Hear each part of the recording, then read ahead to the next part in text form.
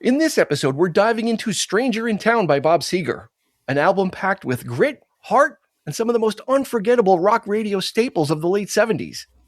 From the cinematic storytelling to the blue-collar soul, this record captures Seger at a moment when everything seemed to click. Stay with us. Get ready for the 3324 podcast, where lifelong friends Dean Legiro and Eric Kuber share their love of all things music and movies. Dean has directed short films and is a music trivia buff. And Eric, trained in audio engineering, brings his extensive knowledge of music and film to the conversation as they discuss, debate, and celebrate their favorite albums, films, and much more. Welcome, friends, to the 3324 podcast. We welcome you aboard. You bought your concert t-shirts outside in the parking lot because they were a lot cheaper. This is the podcast for you. Wow. Okay. Remember that, right? We used to get the outside concert shirts. Yeah, unfortunately. A lot of times they were better. They were like jersey style. They had like the white sleeve, and they all had like a screen. Like they all were like silk screened in the same way, but they were cool. Yeah, they were more like like they were more like. put them in the wash I guess I'm still reeling from my Who experience with my bro. Yeah, I was like, it was still nice. Those shirts were always cooler, like the baseball jersey. Not the one style. He got me. Well, you win some and you lose some. Yeah, he was supposed to take me to see the farewell tour, concert in '82, and all you got was a shirt. All I got was a crappy shirt, and it was they still faded. do that. Yeah, it's he couldn't even get me fucking like the indoor. The indoor thing, the real deal. He's like, oh, I didn't have any money. I'm like, okay, whatever. There you go. Spent it on beer. Yeah. They still do outside shirts at concerts. They absolutely do. Yeah. I got a tie-dye ELO shirt, which was nicer than the inside shirt because it was tie-dyed, which it was really cool. And it was like $20 or whatever. And he had all kinds of sizes. He just pulled them out of his calf or whatever. He rolled up his pant sleeve and the shirts were under there. I guess you could say that's cheap today, $20. It is. Yeah, it is. Because the concert shirts used to be indoor $20, and you got like those shirts for like $5. Not anymore. No. When I went to see Guns N' Roses, somebody gave me the ticket, and it was like $150 ticket, and he goes, "Just get me 2 T-shirts when we're in the place." And so I picked out the 2 shirts, and the shirts were as much as the ticket, so it was like I paid for the ticket anyway. It's ridiculous, man. Yeah, it's out of control. But that's everywhere though. It's the only way these guys can make money nowadays. Mm-hmm. Is on the merch, so they got to do something. Anyway, if it's your first time, welcome aboard. Welcome to the 3324 podcast. This is the kind of stuff we do. We talk about the music and movie that shaped our lives, and we hope you enjoy it enough to take the journey with us. Go ahead and hit follow on your favorite podcast platform that you're listening on. This way, you'll get a reminder when the new episodes come out.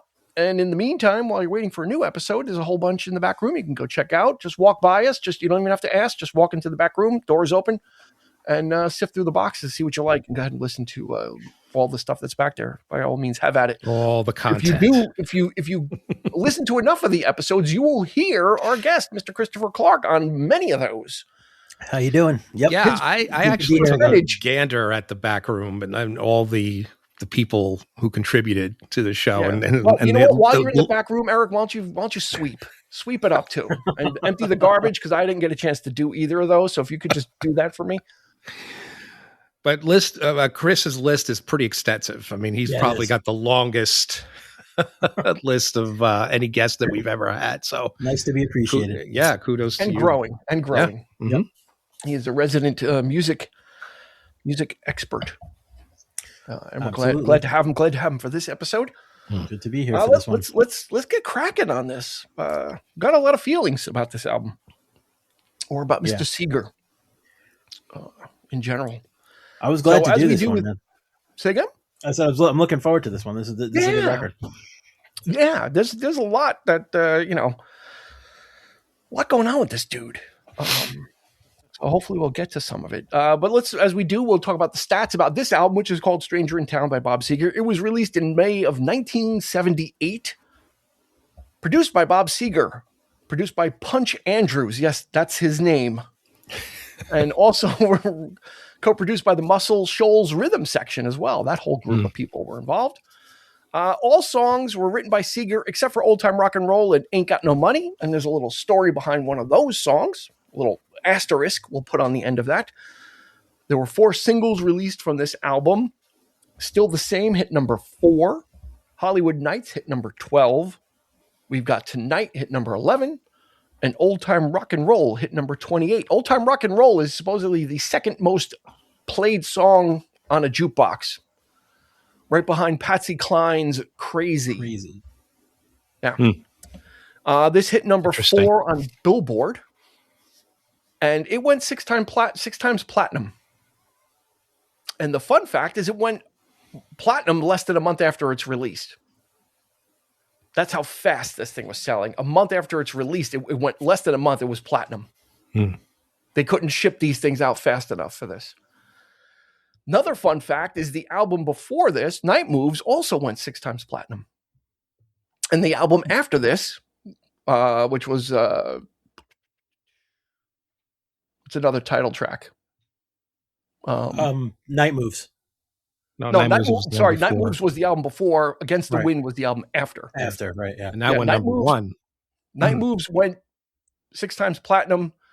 Against the Wind went 5 times platinum. So this guy was just knocking them out. He had a run 3 albums in a row that were over 5 million sold.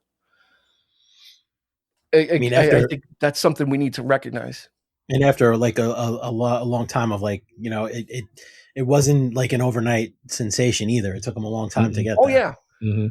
Much like Steve Miller, this guy was banging around for years, like in the late 60s with the psychedelic stuff and kind of in the early 70s trying to figure it out. Just like Steve Miller, kind of getting an album track on the radio every so often that people knew, like Catmandu and stuff like that. And, Rambling Gambling Man, but just not really doing anything. Then all of a sudden, he figured out the Seger formula, and then it was just like onward and upward, and it really like kind of fit. Like he figured out what it was, and it fit him.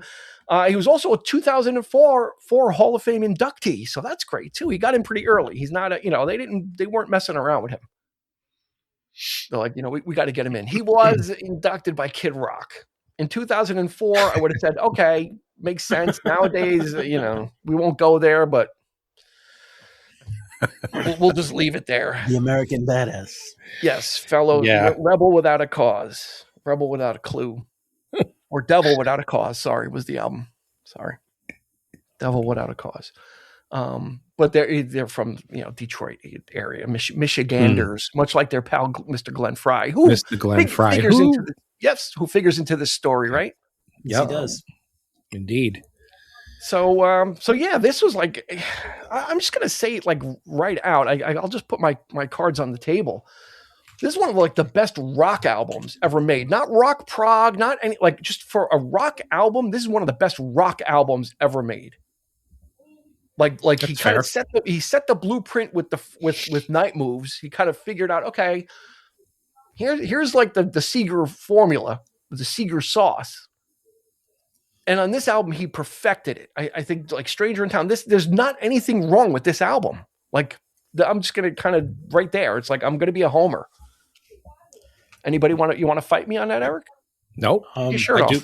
I mean, I do prefer Night Moves, but but it's the same album for me. It's the same. Basically, yeah. He figured out, It's like it is very, very similar. Very, very similar. I mean, in fact, almost too like they're down too to similar. Like, I think it could have been a double out. I mean, you couldn't tell the difference. I guess what I'm getting at. Even the sequencing is similar. Like you open up with a rocker, then you go into a ballad, then you go back to another rocker. Like they're both sequenced the same way too. Yeah, I would argue that thing, right? Night Moves might be a little slightly more soulful, which is what I like. I like the soul, the sort of rock soul kind of stuff, and certainly there's enough of that on here too. But I feel like the first one. And Night Moves is my favorite song by him anyway. So I mean, okay, well we'll get to that too. See, there's a lot of things with Seger. I think this album is better produced than Night Moves. Yeah, I agree with that. This has a nicer, again, like you said, he was kind of, that album was like, oh, okay, here's kind of here's what I am, and then let's tune it up. We'll right. We'll kind of give more of the same, which for this isn't a bad thing. It's not. I think that because it works. I mean, why mess with it? Why mess with that formula, right? I mean, so he knew it. Like Everybody knew it. Everybody involved knew it. You know. So yeah, I think so. Yeah. Interesting too, because when I put this record on, the one thing I started with, I was like, oh man, not old time rock and roll, because it's just like so played out and a little like cheesy and stuff. But like the more I played the record, the more it fit, and the less of that vibe I had about it. Like it was kind of interesting. And then I kind of also realized like that probably also comes from a place of like people being a little nostalgic for the 50s in some respects, in the late 70s. So it became more fitting and less irritating the more I played the record. Eric, what record were we talking about? There was a song on a record where we said that like hearing it by itself was annoying. Crazy Little Thing Called Love. Was it? But listening to it in the listening to it in the album, it was perfect.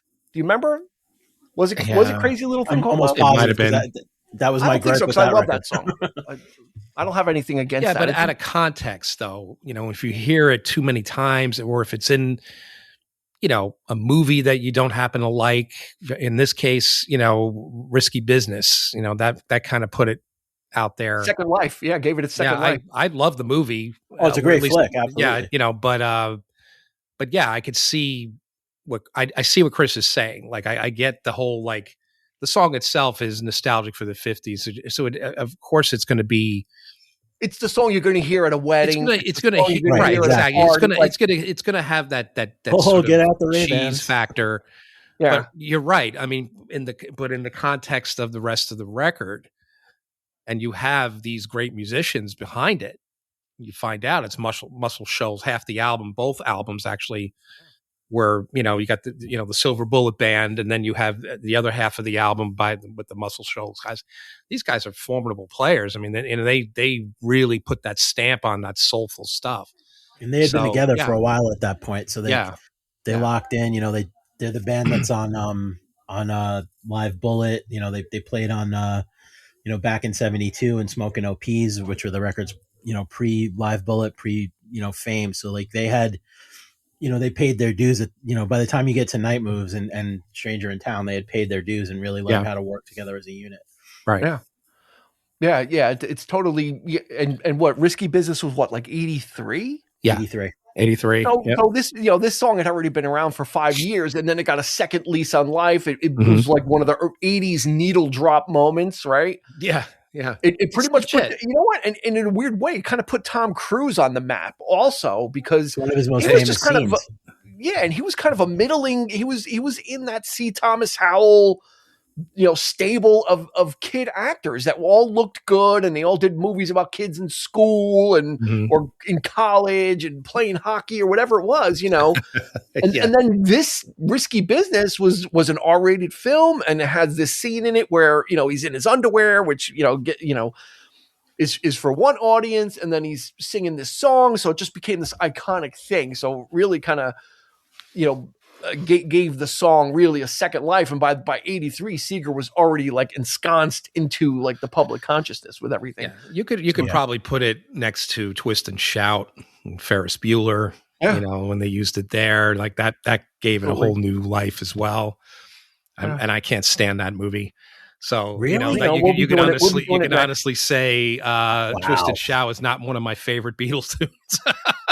So not that it's necessarily one of theirs, but it's just but like I said, it's just out of context. Sometimes it works, sometimes it doesn't. It adds something. Here it worked, but there was an air of legitimacy to it with like I said, with those musicians involved. So that's what gave it that spark. Muscle Shoals in the context of the album. You hit the nail on the head. Basically the workload is split between the Silver Bullet Band and the Muscle Shoals rhythm section.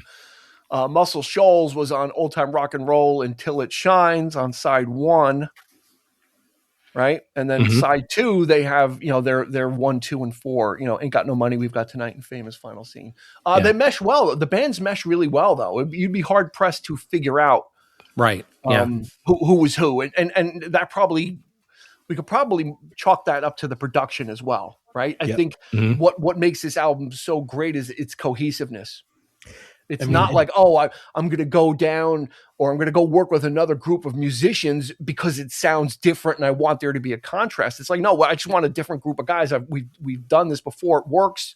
Yeah. Use them for certain things, bring it in and put the whole thing together. And that's the Seger sound becomes that whole thing. I think all right, let's do this first. Let's talk about, since we're talking about old time rock and roll. Seger is not credited with writing it. It's George Jackson and Thomas Earl Jones III are credited with writing that song. Now, Seger said, well, I actually did rewrite the song. I rewrote like most of the lyrics to it, but we were in such a hurry to get this album done that I didn't bother taking credit. I just didn't, it was in a rush. And he said it was one of the stupidest things he's ever done is not to ask for writing credit. Now the other people said, you know what? That the song was the way it was. He didn't really do anything to it. So who to believe?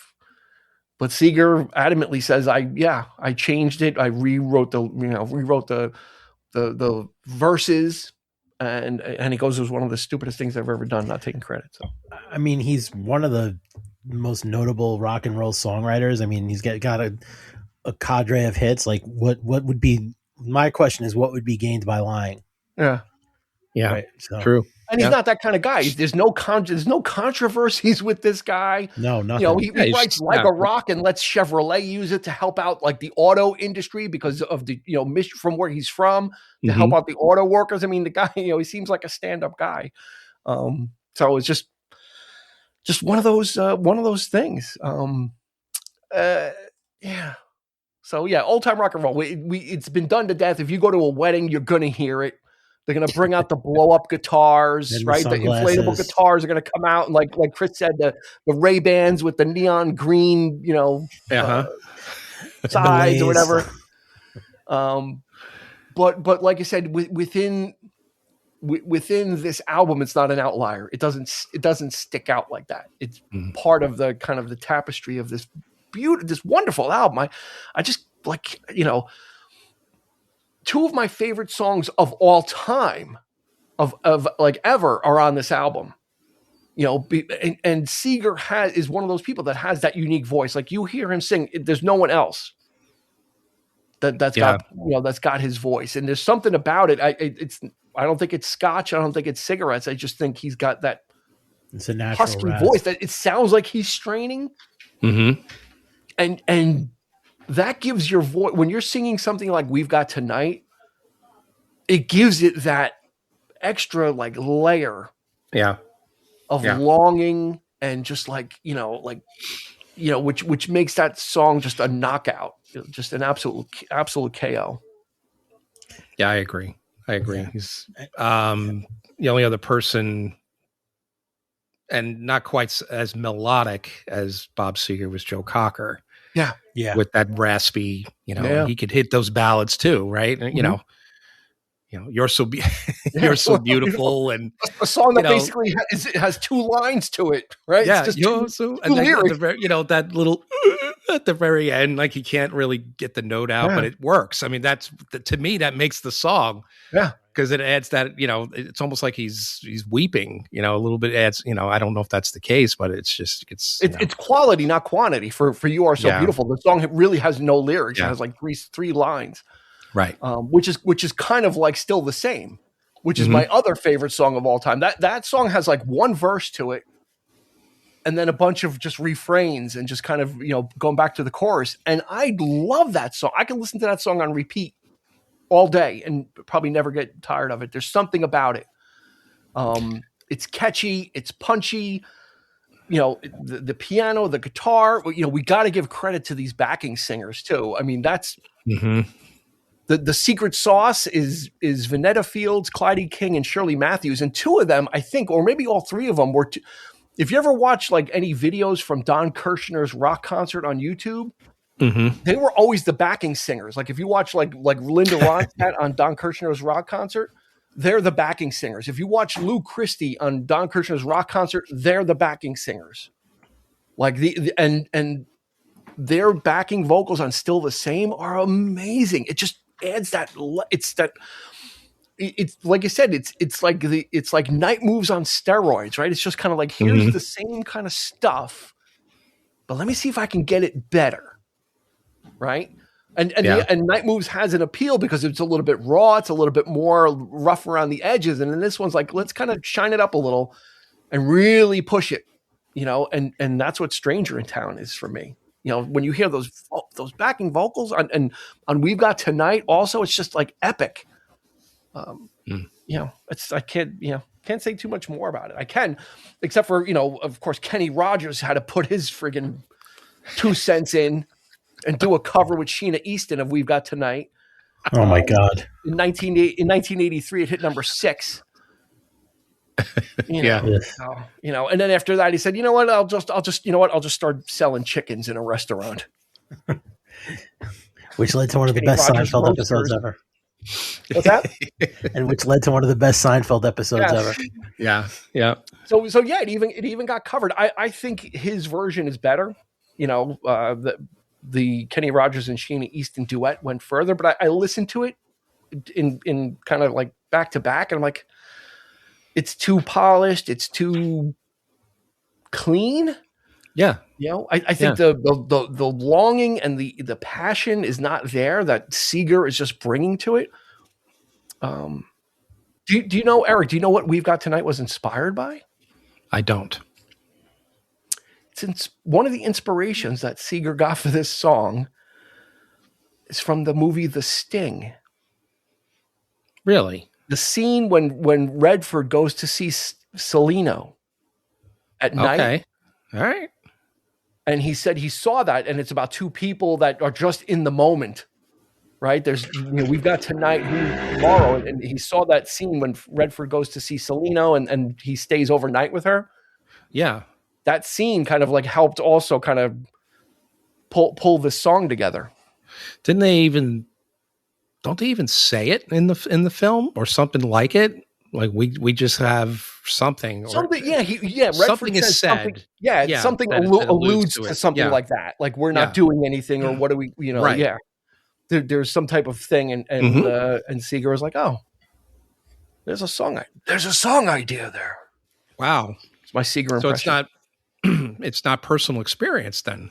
Well, I'm sure it's informed by it, but that scene kind of gave him that nugget of 2 people, just kind of being together, lost in the moment. Yeah, 2 lost souls. Like they're there together right now. We're here right now together. Huh? And nothing else really matters. So, it was a song he had kicking around back then, and then he kind of saw that and kind of played with the lyrics. It helped him kind of find it. Which is interesting. And we've done an episode about this Sting, but in that episode, we do not mention this because we did not know that at the time. So, well, there you go. Go listen to the Sting episode. Don't expect to hear this because that information was not made public to us yet. Hadn't been revealed to Eric and I. The link. Chris, you were about to say something. What were you? No, I was going to say is, on some level, what was I just lost my train of thought. What I think helps We've Got Tonight not be too schmaltzy is the fact that it doesn't have that 80s sheen. Like, it's still in the 70s, and it's like, so it's a little bit more of that natural recording. And I think that's what keeps it from being just enough without going like overboard, is that you're not getting that 80s like slickness put on it because it's still a product of the 70s. Yeah, I agree. I totally agree. And you're right. It is too smooth. Kenny Rogers, and just sort of, so it's your typical ballad. In this case, it's not. It's very much his own, his own thing. I think it's, it's the standout track for me on the record, because it really is the outlier, right? I mean, there's most of the other songs. I mean, it's soulful in its own way, but not in a traditional way, and sort of genre wise, it sounds like it's on its own playing field. So, but yeah, there's an emotion there that only his voice can kind of. It was perfect. It was almost like he's pleading when he's singing it. as opposed to a duet where you're kind of trading off. It's like, okay, you're both in agreement. We've got tonight. All right, that's fine. You both agree. What's the problem? What are you talking? It's more like it's more like him pleading, like why don't you stay? It's just, it just hits like his vocal hits. His vocal hits on a lot of these. Fire Down Below, Eric, from Night Moves. Got a rewrite. We were talking about copying the album. Ain't Got No Money. Yeah. Oh, absolutely. It's pretty much Fire Down Below, but Seger didn't write Ain't Got No Money. Yeah. Someone else did. Interesting. And the guy who wrote it is a Scottish artist, but he wrote it a year before Fire Down Below came out. Which is weird. That I didn't know. We've talked about artists, Eric, we've talked about ELO, where New World Record, and out of the blue, it's kind of like you're kind of hearing some kind of thoughts that are reminiscent. This out, like, Ain't Got No Money is Fire Down Below, but he didn't write it. So why would he do that? It's kind of weird. It is a little strange. Unless the song was really different, and he said, "I want to make it like Fire Down Below." That would be my guess. Yeah, because I don't know what the original. I'm curious to see what the original sounds like, if it's even out there. It's on this guy. The guy, Frankie Miller. He put out a couple of albums around this time, and I think it's on one of his albums. But unless he Segerized it and said, "Yeah, I want this to be like that kind of bluesy romp, like Fire Down Below, where I can kind of shout the lyrics and kind of like that." That type of thing, because it's like, I was listening to him, like, this sounds a lot like something else. It's and there could have been there was a couple of songs I was circling by Seger, and I'm like, wait, I think it's Fire Down Below. That's the one. So, but he just does it, and he does it good. It's like, okay, that's that song for this album, which I dig. And then we've got the Eagles connection on this album, right? We got two players. Yeah. A year before Glenn Frey would threaten to kick his ass, Don Felder shows up on this album and takes us. I hope they weren't in the studio at the same time. I don't know if tensions were brewing yet. Yeah. But before, Glenn Frey threatened to kick his ass, Glenn Frey takes the solo in one song in Till It Shines. Till It Shines, and then Don Felder takes Ain't Got No Money. Yeah. What do you think wins? Which solo? Not talking about the song, but which solo do you like better? Both of you. Oh God, I don't know. Yeah? I mean, I think I spent a lot of time listening to both solos. That's why. I think what works for both of them. I mean, instead of picking one over the other, but I think what is good about them is that they fit the song and they're not overplaying it all. It's just it's just that nice little touch of what each song needs without it like going overboard. Yeah. And I think Till It Shines, it's very soulful, which really fits the mood of the song. So if I really probably had to pick one, I'd probably say Till It Shines. Okay. I was gonna go with Felder for Ain't Got No Money because it's a little bit dirtier and grittier, and he's like a lead guitarist. Glenn Frey is a guitarist, but not like a lead guitarist. Right. Like, okay, he's very much the songwriter. Yeah, he got it done. Felder is more known for just being a guitar player. They don't call Felder fingers for nothing, right? Yeah, right. but both are great. And it's like Chris pointed out, Glenn Frey doesn't have a penchant for going soul, right? I mean, his solo work, a lot of his solo work goes there. So, or at least, and it fits in the context. Yeah, yeah. So, what is it? Soul Searching. Yeah, which I love. I love the song. The album. It's okay, but at that point, he was, he was reaching. He was reaching, but I mean, he was reaching. And some things should just happen naturally. Some things you just, you feel it, you like it. Yeah. But when you try too hard, sometimes it just comes off, it's not legit, and you could tell right away sometimes. And then of course, depending on who's producing it and playing on it, you need the right ingredients and the right,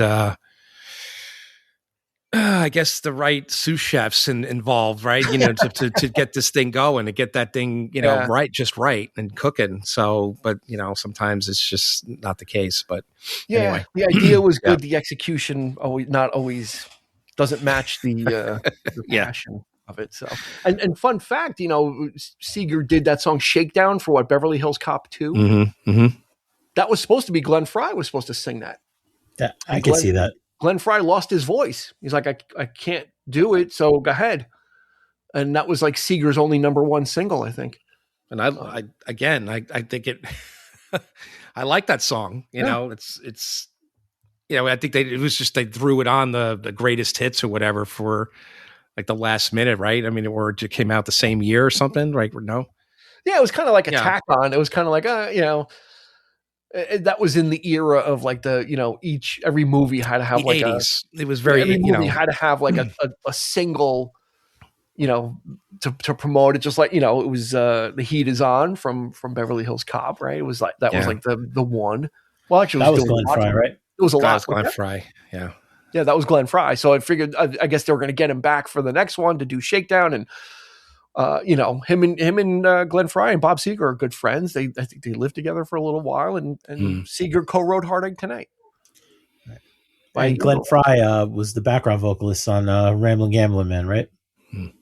Yeah, I think, and then most of the Eagles would show up on the next album, Against the Wind, like Don Henley. They get the whole crew like involved.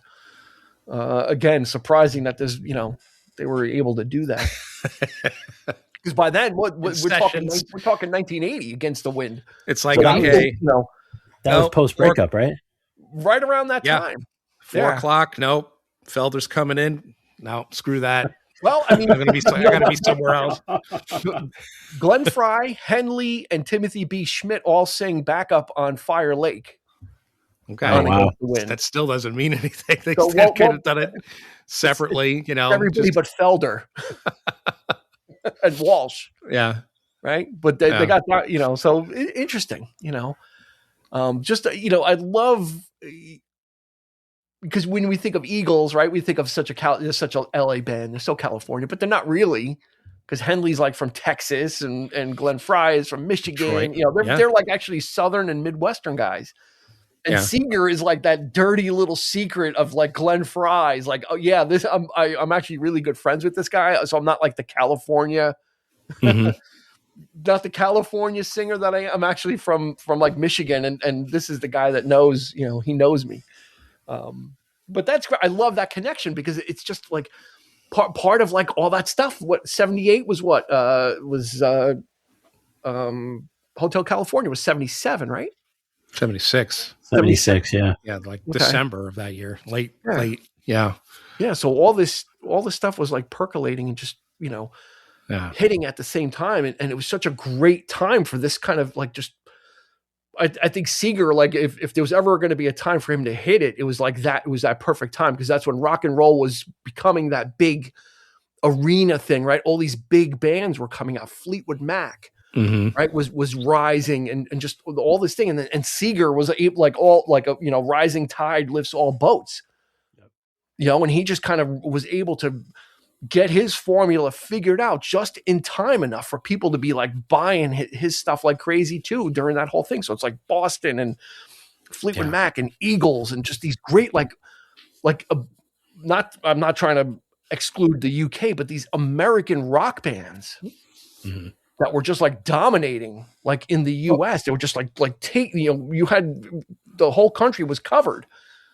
With different groups, East Coast, it's Springsteen on the East Coast, you had Seger in the middle, and then you had all the California guys with, Jackson Brown and et al.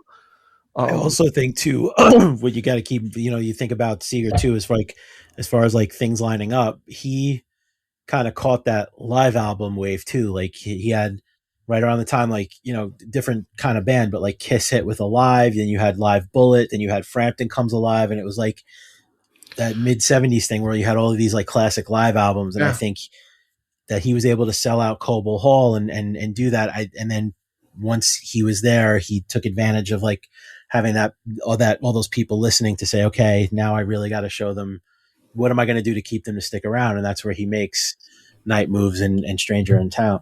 Hmm. Yeah, isn't it weird? You know, you've also Cheap Trick live at Budokan. Yep.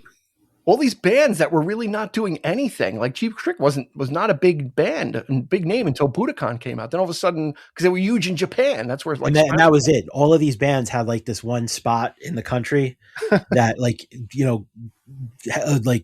Seger would be playing clubs, except for like Detroit, upstate New York, and like someplace else. I think I was reading and he played Cobo Arena where he would have to play a club someplace else, but he could fill up that arena, and that's what he caught that live fire. And and the same thing with Cheap Trick.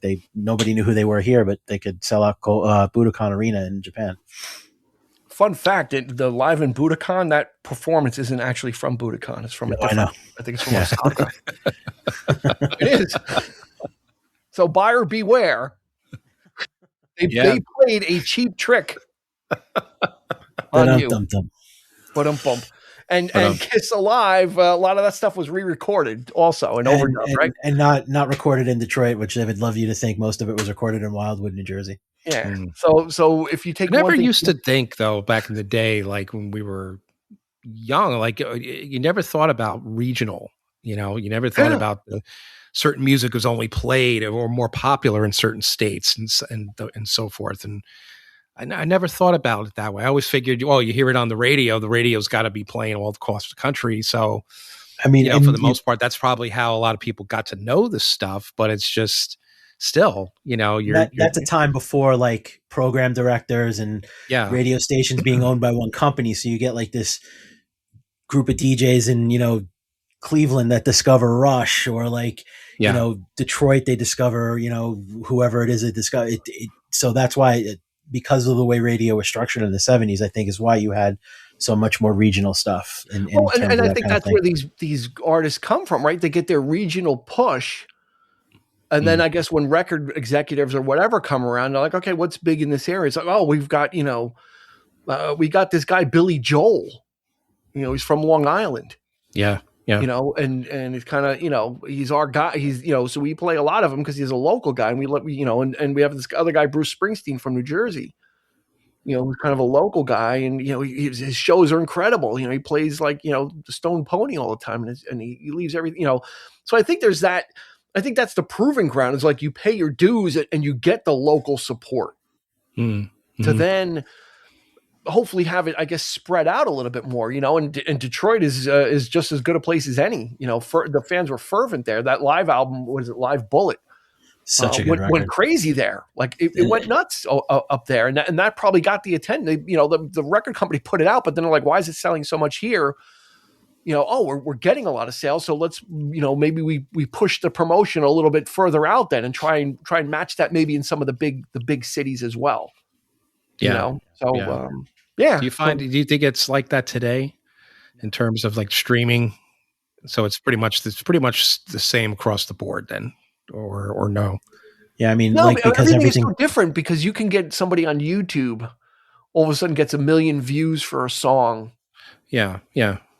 And then, but they may never, everything is so different in how it's consumed that, like we were talking about how expensive merch is. I think bands just getting out to as many places as they can is probably the best. Well, that's what I'm saying. Like the accessibility of everything today, and because we have all YouTube and streaming and all that, whereas radio stations were the ones that were responsible for getting that stuff out there and played, and maybe overstepping a little bit, but yeah, maybe I guess the whole thing is just so different, so weird today. It's just, I don't. Yeah, they have to promote themselves. I mean, when in interviewing Dutchman and Kurt Stevens and Rhea Banerjee, they all. I always ask them the same question. It's like they have to promote themselves. Like they have to do this. They don't have people. It's like I have to do the social media. I have to do the posting. I got to do the promotion. In one hand, that's good because you're in charge of everything. But back in the 70s, it probably was easier. Just Ron Delsner presents. Right? Yeah. or everybody was named Ron, right? Ron Delsner, and the other one was something Sure. was in the New York areas, like, you know. Yeah. Belsner Slater Enterprises. Yeah. So like, you know, they were like the promoter, like you knew, like, how do I know Ron Ron Delsner? or Rod or Yeah. Because they were the promoters. They were the ones presenting. Yeah. You know, presenting Fleetwood Mac at the Ron Delsner presents Fleetwood Mac on their They were almost as famous in and of themselves, like Frank Barcelona or with the guy that ran the Fillmore, Bill Graham, right? Yep. Bill Graham. You know, yeah. So it's, you know, things were much different, which I guess gave the artist like Seger more time to work on. He didn't have to worry about that stuff, right? Mm-hmm. He just had to be told where to show up for interviews and you know figure out what the tour schedule was going to be, and you know, and I think part of it too is like back then, you know, there's two sides to it. Most people don't even listen to radio anymore because why do I need radio when I could just tell an app on my phone to play what I'm going to play? So, and then what you do have in radio is you as a DJ are going to just, you know, do the bumps on either side of a song and the machine is going to tell you exactly what to play. Like there's not a guy that went, yo, I discovered this record in my record store and I'm going to play this now every time. Unless you're an elite DJ, unless you're in the upper tier that they like a Carol Miller or whoever, you know, they give you like that latitude, but those are falling fast as well. All right, back to Seger. Back to Stranger in Town. I believe the opening cut, Hollywood Nights. I think that was Eric. Didn't we do a top 5 opening songs? Did that one make it? That was. I think it was on my list. Hollywood Nights was on my list.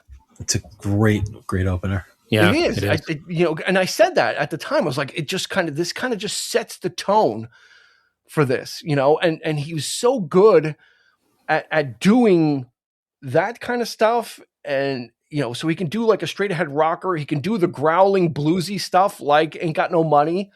Mm-hmm. And then he can do We've Got Tonight. And you get all of that. And it fits. And he's not experimenting. It's not like, you know, like Eric, we just talked about Styx where they were like transitioning from prog to pop. It's like he just kind of does rock and roll. You know, and I think it's more like you listen to Seger for like his sound. I don't want to hear him doing different things. This is what I want. I want like this rootsy rock and roll. Absolutely. You know, I want this road warrior style guy singing about love and life. And a lot of the stuff on this is about when he was like looking back, which I kind of like that nostalgia type thing when he's like talking about when he was young and did this and that. And, you know, ran in the ran in the woods with his, you know, with a girl or whatever. It just fits. You know, I think for me personally, like Seger just kind of like hits like a nostalgia thing, but I don't mean it nostalgia in a bad way. More like a nostalgia of looking back on life and how he just is able to kind of really, much like Springsteen, talk about things that are very relatable. He doesn't talk about things that are, you know, personal experience. Yeah. Billy Joel, very much the same way as well.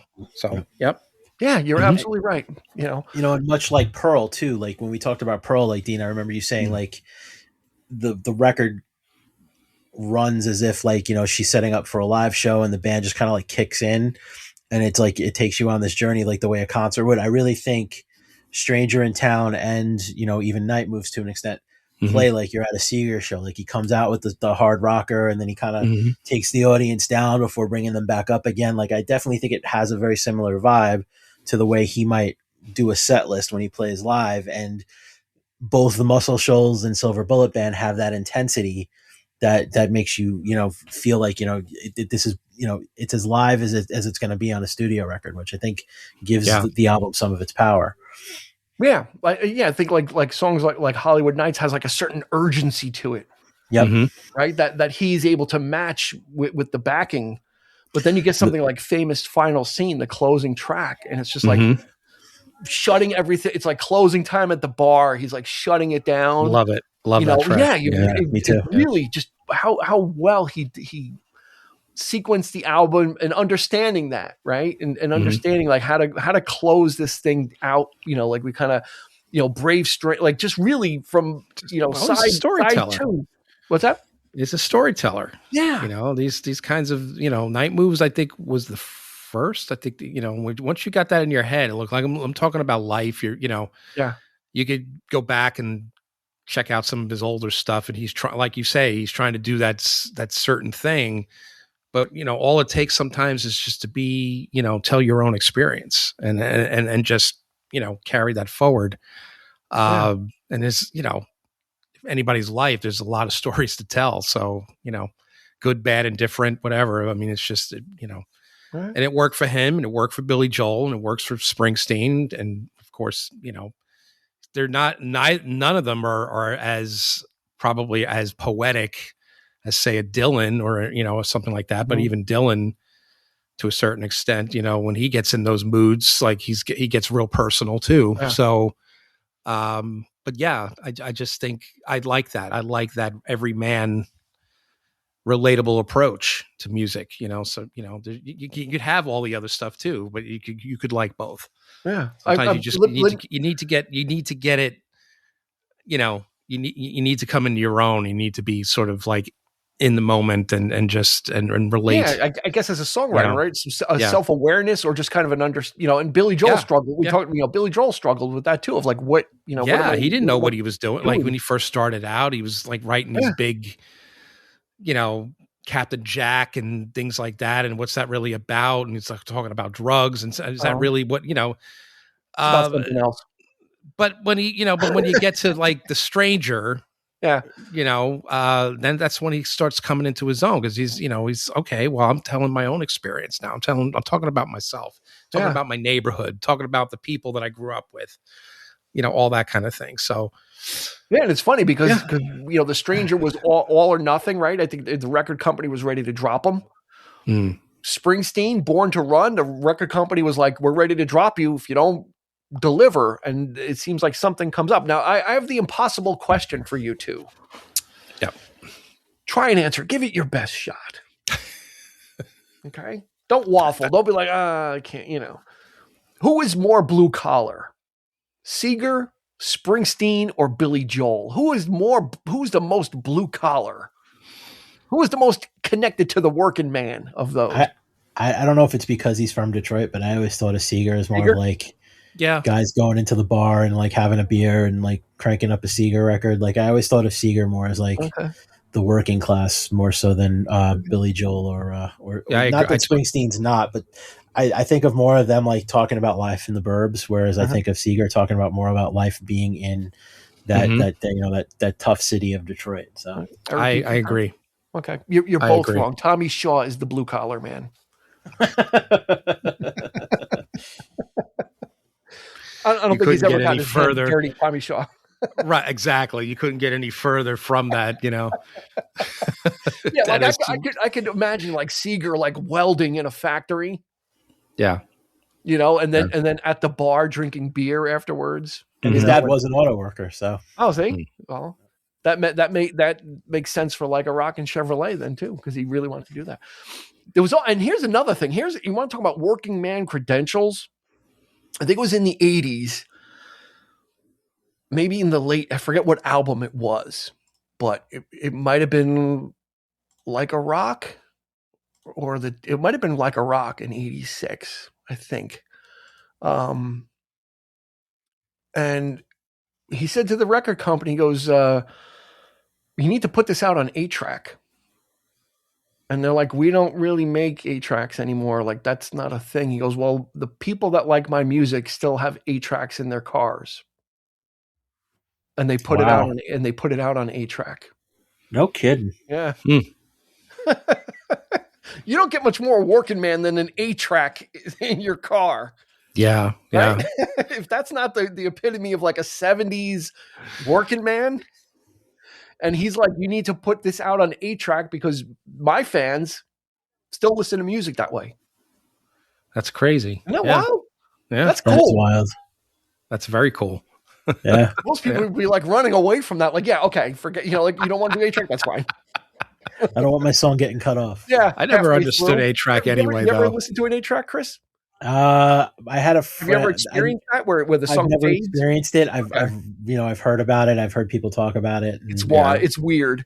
The song fades out. You hear like when it clicks over to the next track, and then it fades back up. And I never understood the benefit of it. Like when people describe it, like, I mean, was the sound quality like better, or like it's actually coming back? People are restoring they're getting old 8-track tapes, they're restoring them, they're putting new foam in, and they're popping them. I don't know. I don't think I remember I had an 8-track player.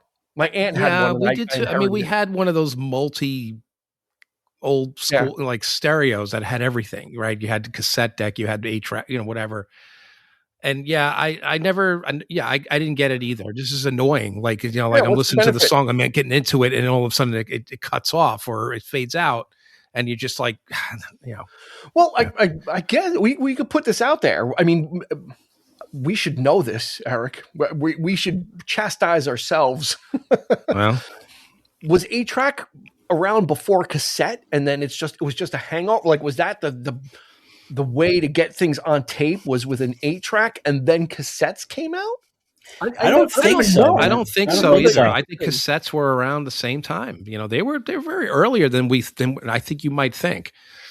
They just maybe not as accessible, but yeah, I as far back as I can remember, we had all three, and maybe 8-track might have been the cheapest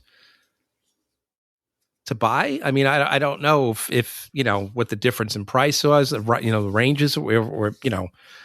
So here, I just did a quick search. If cassettes were around, I mean, I don't understand the appeal of 8-track. So cassettes were first, and so they were first. Okay, according to my quick Google search, 8-tracks were mainly used for automobiles. That's why it was developed mainly to put in automobiles. Okay, they hadn't developed a cassette deck, but for some reason they said, let's make something bigger, bulkier, and that you have to switch. and another format, just what we needed, another format. Just for the car. Mainly for the car, and then the home. Then it became a home thing. That's wild. I'm guessing. If you're going to go, apples to apples, 8-track is on a wider tape, so I would guess that it might be better fidelity than a cassette, which is a very thin. Cassettes are very thin. The tape that it's on, the actual tape. Probably more durable, I would imagine, too. Those things took a beating, 8-tracks. I mean, if you talk about in your car, like, but I don't remember 8-tracks ever like getting caught in the machine. I don't think we've ever, they'll get wound up and right. Then you got to pull like I out said, the the tape itself was thicker, was wider. So I'm going to guess maybe better fidelity, but the trade-off was, on certain albums, like I would not want to listen to Dark Side of the Moon on 8-track. It would just be constantly like fading in and out, and like. Do you know that there? I remember reading somewhere, and again, I don't want to get too far off, but like we're already there. When Animals was on 8-track, they actually had to add extra recording because of the way that the thing was spaced out. There's actually a David Gilmour guitar solo from the Animal session that was specific to make it fit better onto an 8-track tape. That makes sense. Yeah. Might be a collector's item. I'll have to keep an eye out for that. Well, I mean, we did, other guys, I mean, look at cassettes like Tom Petty, and people were doing that kind of shit, right? I mean, putting that fancy stuff on vinyl versus cassette or even CD, right? There was a different thing at the very end. Or, putting those little Easter eggs in there, I guess you could call them. But 8-track, I mean, for that purpose alone, to have something that makes it sort of seamless, I guess, or perhaps, extend it, maybe, that actually makes sense. If they took the time to do that, it probably cost a lot of money, but yeah.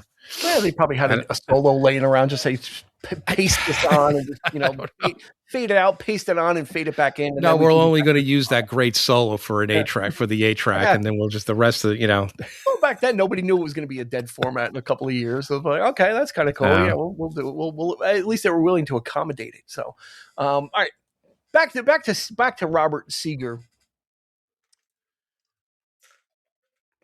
Can you tell the difference? I kind of said you really couldn't, but do you think, Eric, you can tell a difference between the stuff that Muscle Shoals did and the stuff that the Silver Bullet Band did?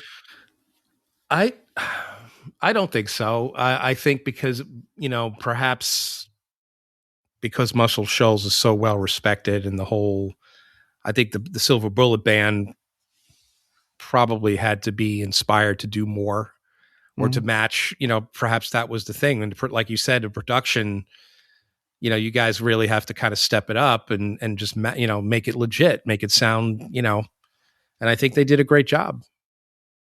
What do you think? I mean, I don't notice a difference. Like, No. I think it's pretty cohesive, which again, I think to Eric's point speaks to the musicians. I mean, I don't know what the reasoning or the logic was. I mean, just looking at the stats of the album, I know it was recorded in 3 different places. So did the Silver Bullet Band even record in Muscle Shoals? I mean, and I know that studio, they talk about it having a vibe. So like, I'm not really sure what the purpose was of having them record in place of the Silver Bullet Band, but it's pretty seamless. Well, on We've Got Tonite and the famous final scene, those are both Muscle Shoals. Right. And those are much more soulful. Well, it's got strings on it. Like those are a little bit more feel like they're a little bit more in depth, a little more like, I don't want to use the word epic, but within the frame, but they also did old time rock and roll. So, it kind of goes out the window, but on the side too, like the 2 songs that are really really melodic and kind of more lush production. Let me use that word. That's Muscle Shoals. Yeah. Right. Is that kind of like, the bigger stretch songs. Well, here's the real question. I mean, who's to say that they didn't have both playing at the same time, like members of the Silver Bullet Band playing with the Muscle Shoals guys? You know what I mean? Like sort of like integrate musicians. Maybe that happened too. Maybe there's a little bit of crossover there. Not for the because I know other examples of this. Not necessarily, you're not getting the straightforward, sometimes there could be that kind of blend. Who has, who's a great horn player, who's a great, bass player. Oh, we'll use him on that song and then this guy on that song. And maybe we can maybe switch off and maybe that happened. If you say you can't tell the difference, then I think, I think it's to their credit that I think they had to have been inspired to either step it up or that kind of thing did happen. I don't know, but do you think the Silver Bullet Band was like, why are you going down there? It's the second album in a row you've done this. Do you think there's because that's his touring band. I mean, that's his band. That's the band that goes out on tours, the Silver Bullet Band. Yeah. So, I mean, on some level though, I mean, I would have to think you'd think that your gig is pretty secure because it's not like the Muscle Shoals Band was going to go out on tour. No, you're right. And the fact that he saw the value in both records, I think it's at least half is the Silver Bullet guys, right? So. Yeah, it doesn't. And to your point, Chris, I think earlier you had meant, said that some of these songs inform that sort of live setting anyway. So of course you're going to use the Silver Bullet Band there because these are the guys going to be playing this stuff. Yeah, good point. So yeah, so that's another factor. So the lush production, I guess, Dean, there it is. Maybe that's the answer. Perhaps it's just a matter of which songs are going to be played live, which are, maybe he knew that from the very beginning. I don't know. Yeah, interesting. Yeah. So I never read anything about how that was chosen. Yeah. Like what goes into that decision-making process? Like, oh, this is going to be better for these guys because of A, B, and like what? Because very rarely, I don't think anybody's ever really played, back in the day, they would just use a few tracks on, in the live setting, you didn't normally see people playing their entire album. Right. No. I mean, there was always the deep cuts that never got played.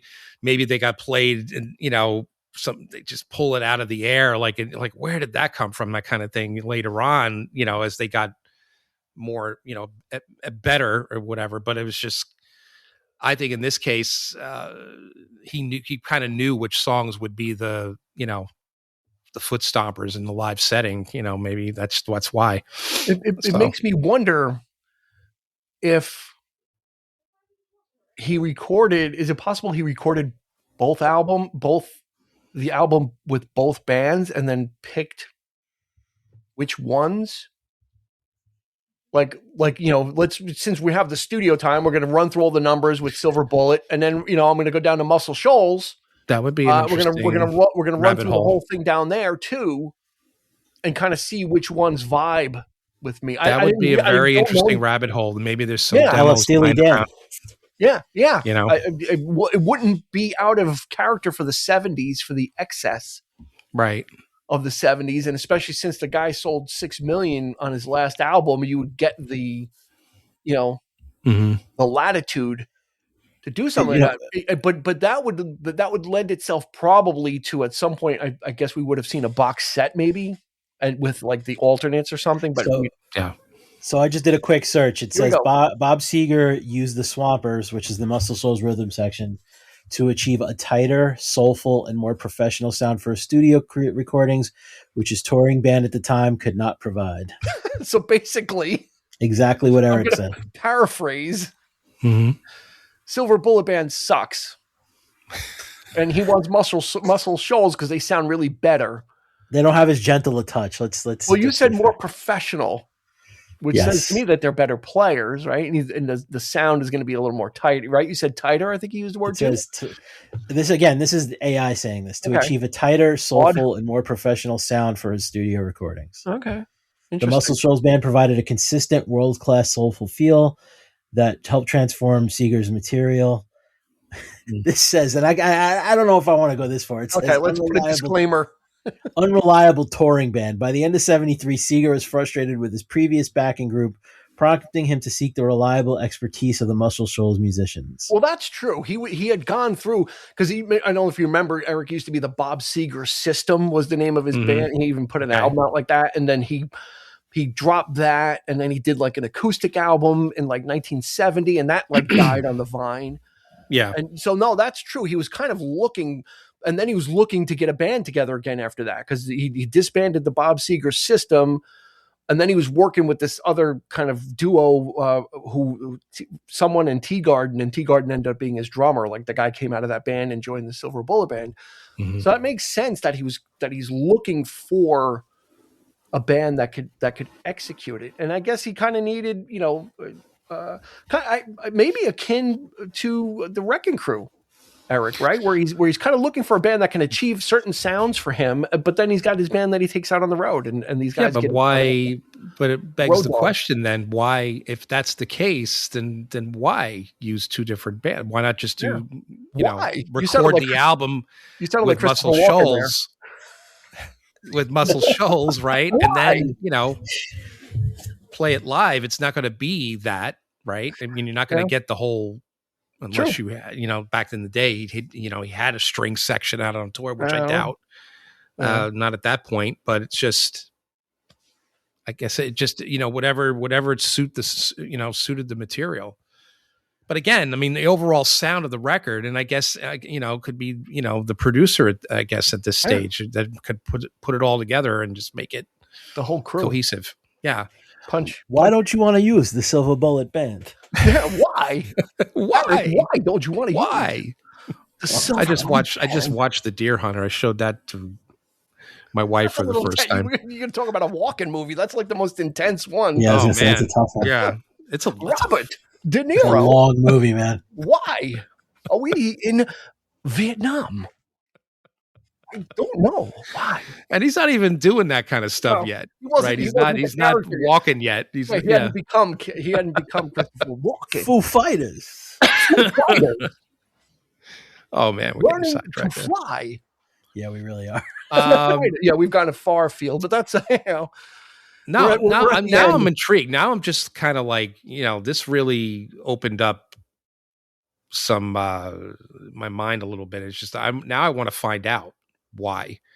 Like I want to know if there's alternate versions of these songs and stuff, because it'd be an interesting thing to check out. And it's interesting too, because Seger's very I don't want to say he's very tight over what he's willing to let out. Like it took him forever to, and again, the positive, the negative streaming. It took forever for him to put any of his records out for streaming. There's a whole catalog of records that he will just not put out. Like you go from the only records you can get from him are the first Bob Seger System record. And then you go from there, you jump all the way up to Beautiful Loser, and then it's Beautiful Loser forward.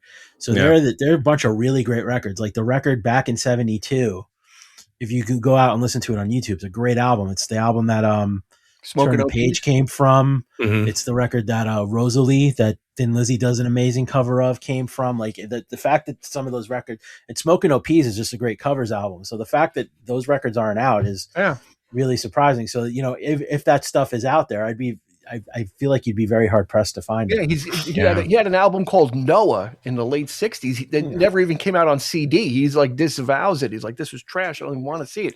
He has no box sets. He's got like 1, 2, 3, 4 greatest hits albums.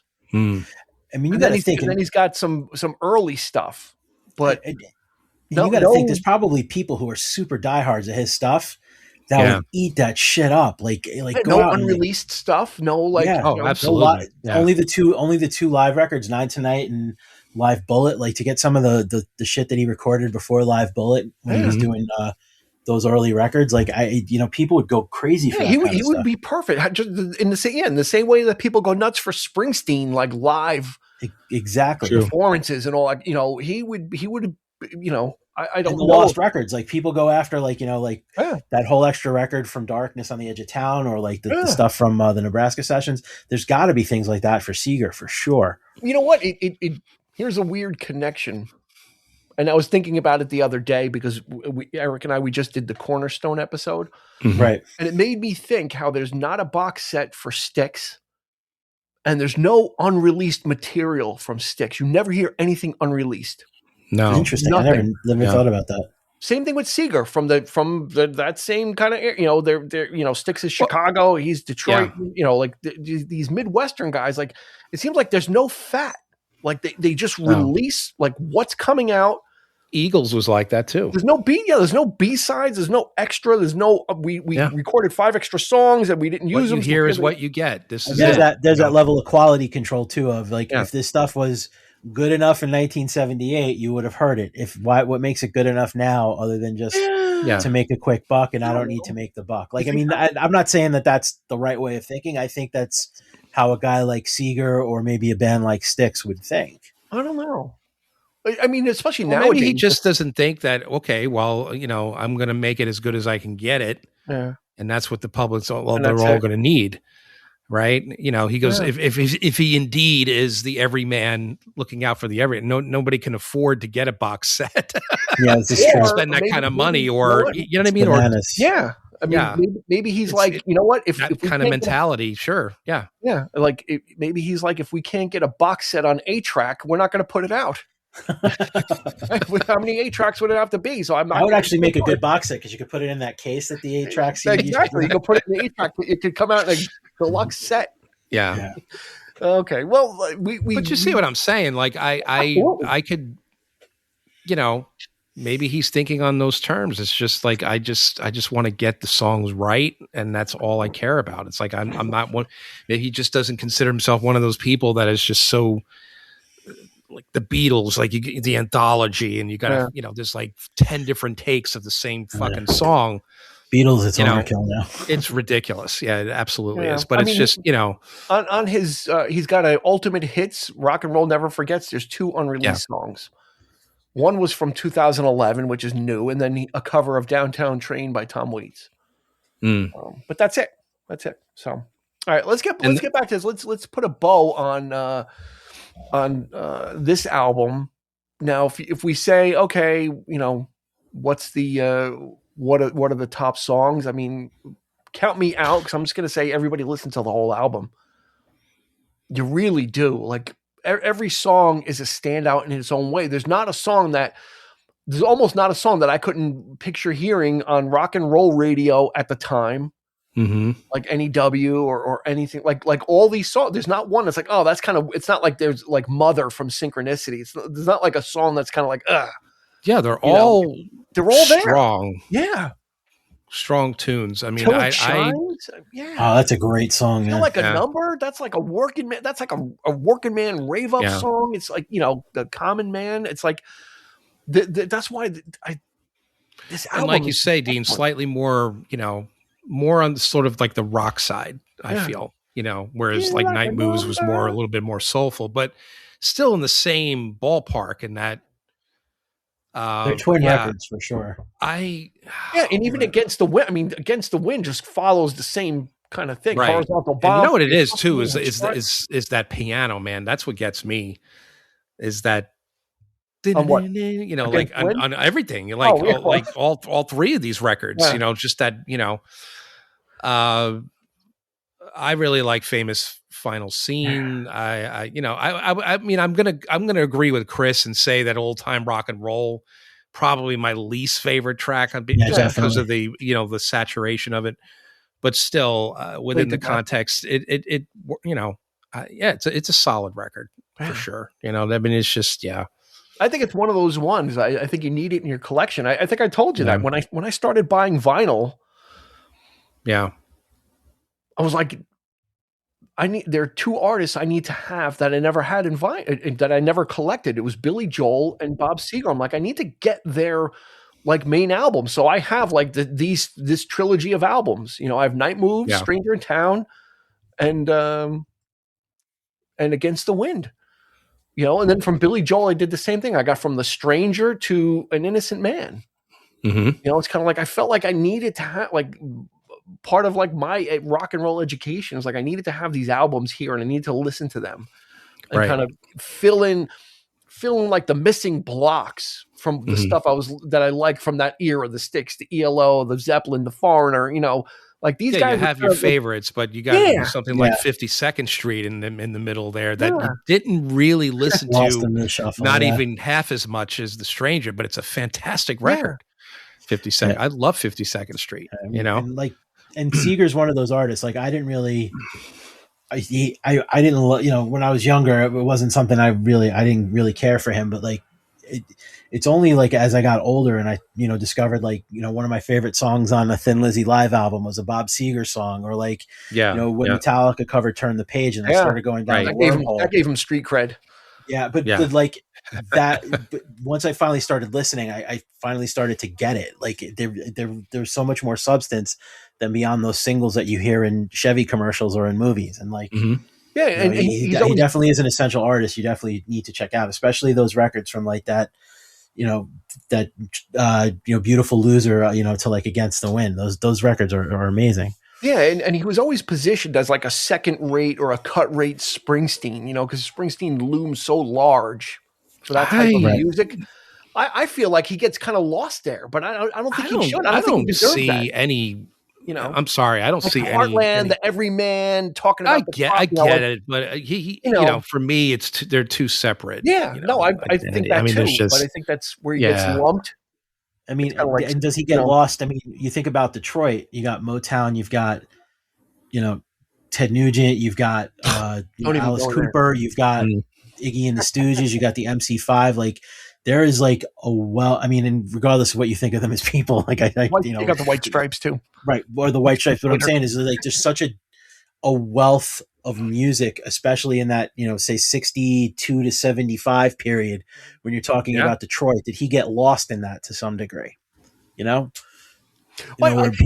have got lost in the beginning when he was trying to figure it out, right? That's what I'm saying. Like by the time you're talking MC5 and the Stooges, they were all gone by the time he started hitting his stride. Like they kind of, like all that stuff kind of fell away, and then it was like, oh, I have a clear lane for Detroit. Right. Like I can kind of come in and bring something new and speak to what's going on at the time. Right. I think that was part of his problem was where does he fit? He was trying to be psychedelic. But he was too bluesy of a rocker for that kind of stuff. I think he was kind of fighting against his instincts, perhaps. And finally just kind of leaned into it and said, "Yeah, this is what I am." And God, I'm a little bit of everything. He's so good. Like once he figured it out, he's so easy to get enamored with all the great people. Everybody talks about how like the Beatles and like all these groups that influence, and that's what you want to do. Right. Much like the Beatles wanted to play, Chuck Berry and Elvis and, that kind of stuff. and then they just broke into their own thing rather quickly. Yeah. Far more quickly than some other artists. But yeah, you know, you just got to realize what you are and where you are and that kind of thing. So Dean, you said 2 of your favorite songs of all time are on this record. Yeah. So I didn't tell you. Was it? Is it We've Got Tonight and Still the same? And Still the Same. Okay. Yeah. I mean, you could and you know what? You could put Night Moves on there as well. I'd love that. Oh yeah. Like such a great song. Like that, you know, like that for me is it's the lyrical content. Yeah. It's and it's his delivery. Mm-hmm. You know, he's so good, you know, especially on Night Moves when he's like, I remember, you know, like it's just like you feel it. Like, you know, you feel that he's lived this stuff, you know, and that's what I love about Seger is like you know, his voice sounds like he's been there, mm-hmm. You know, so it's not just singing it. It's kind of like just because of the rasp and the sandpaper on his voice, he just feels like, you know, he sounds like he's like 70, but he was like 30, like he was an old soul. But there was a radio station down in Tampa called the Thunder. Uh-huh. And they used that. Waiting on the woke up to the sound of thunder. You know, that was like the you know, every time, you know, the catch or you know, God. Yeah. Every you know, like yeah, they built it for sure. But yeah, it's great. Yeah. So yeah, Seger had, you know, his greatest hit. I mean, pick up his greatest hits, listen to that. It's like one after the other. It's like amazing. But Stranger in Town is like the next best thing. This album is just amazing. Yeah. So anybody that hasn't, if you know the hits of Seger, go a little deeper with this album. You can go forward or backward. Take Eric's advice. Go to Night Moves. He'll be fine. Go one forward to Against the Wind.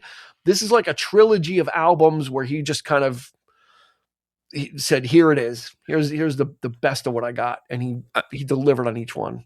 Yeah, Main Street. Yeah, Turn the That's Page, another one. Fire Lake. Yeah, all that stuff is just like it. You know, it just reminds me of being young. You know, who wants to go to Fire Lake? It's like we all know places like that or things that are similar to it. Yeah, you know, his stuff. Maybe that's what it is. Is his stuff is so relatable. Mm-hmm. Yeah, you know, it's specific. Some of it's very specific, but some of it's so specific that it feels like it's things that have happened to you or things that, you know, you felt, but they're so specific to him that it's also specific to. Well, it's nice that there's a facet of rock and roll that it's not, you know, it's not angry. It's not, you know, angst filled, like, you know, fuck you kind of, you know, stuff. That there's stuff out there, you know, of value that is a pleasure to listen to. And you could find it relatable, just like you say, Dean, a certain place, a certain, you know, sitting on your stoop, you know, or you know, not doing anything, and you got a great song for that. You know what I mean? Like, it's just, you know, so that's what I get out of artists like this, you know. Yeah, and speaking of like the FU and the Anarchy stuff, the Sex Pistols, Nevermind the Bollocks, came out the year before. Yeah. So punk was firm, you know, the middle finger was established for sure, given to artists like Seger. From them. But there's, you know, you know, I'm not afraid to say, like, there are certain things that you just, you know, you respect, but you don't, you know, I was never a punk fan, you know, because I just never related to that scene. I've never listened to it. We should probably do a show on it. We should probably listen to it. Well, we did the Ramones, and that was, you know, that's great. Punk. I think the Sex Pistols are like the and I have Nevermind the Bollocks really is. I mean, it's a great rock and punk. I only know it because, it's a great rock you know, and roll record. My brother and sister were into that, you know, stuff. So I heard it, didn't like it at the time. I was just kind of like, what is this? You know, whatever. But you know, give it a shot. I'm but open. Now, I appreciate it. I do appreciate, you know, punk and metal and all of it. It's just, you know, you don't have to say that it's necessarily mine. Right. It's just music. It's, you know, you know, you could admire something from afar and just be totally like, not, this is something that I can't relate to, but I could still listen and I could still, you know, appreciate it. So absolutely. Yeah. So Chris, what are your standouts, or are you giving the whole album a recommendation? I mean, I would give the whole album, but like, as far as like standouts, like, I mean, besides the obvious ones, Hollywood Nights is an amazing song, but I would say like Till It Shines. I really like Brave Strangers. And I think the famous final scene, what's cool about that one is that it's so cinematic, but like still within Seger's wheelhouse. Like he doesn't he takes what he knows and what he does well and turns it into this he didn't go too far. Closing piece. Right. Exactly. So he didn't overextend. Which is good. Yeah. No, this is, as you can tell, this is a great album. If you've never listened to Bob Seger, or like I said, a couple of his hits, pick this one and just listen to it 2 or 3 times in a row. It really will grow quickly on you because it's just so good. It sounds great. The songs are great. There's not like a weird thing on this album that we're telling you there's a little speed bump coming. It's like, it really is the best of like 70s American rock. Yeah. Like I said, you had Journey floating around. You had so many great artists. We haven't even done a Foreigner episode yet. So many great American artists. And he was, I didn't want him to get lost in the sauce, because as these guys get a little older and they retire, I missed it. I wanted, just when I got the wherewithal to say, I want to go see him, he stopped touring. And I would have been okay with old Seger. I've been like, just to see him, I mean, it's just solid meat and potatoes rock and roll. I mean, at the end of the day, that's what's so good about it. Yeah, it gets it done. It gets it done, and I love it. And we hope you guys love it too. So that's going to do it for this episode of the 3324 podcast. Go ahead and let us know what Bob Seger songs you like or dislike. But I dare say you're not going to find a clunker on this album. This is kind of like the In Excess album, Kick, where everything was. That's a great record. Was a home run. Was that? So that's a great record. Yes. And that episode is all the way in the back. So if you kick a couple of boxes over, you'll find the In Excess Kick episode. And you can check that out as well. New episodes come out every Thursday. So if you've made it this far, we thank you for listening and thank you for checking out the Bob Seger album, Stranger in Town from 1978. Go ahead and give it a spin. No special editions on this one. I don't think it was not even a remaster. No. I think it's just there. It's just there. Just exists as it is. Yeah, Seger's like, just put it out. We're good. We don't need to remaster anything. Don't touch anything. Just put it out. If it was good enough for 8-track, it's good enough for streaming. So that's going to do it for this episode. We hope to see you real soon. If you want to continue the conversation, you can hit us up on Instagram, Facebook, and or YouTube. Give us your comments and we will respond. We love to respond. So if you want to hit us up with a question or comment, we will certainly engage in the conversation. And that's going to do it. So for Chris, for Eric, this has been Dean. We'll catch you on the flip side. You've been listening to the 3324 podcast with Dean Legiro and Eric Kuber. You can find us on your favorite podcast provider. So please like, subscribe, and rate to become a part of the 3324 family. Your feedback is important, so make sure to follow us on Instagram and Facebook at 3324 podcast and on Twitter at 3324p to join the conversation.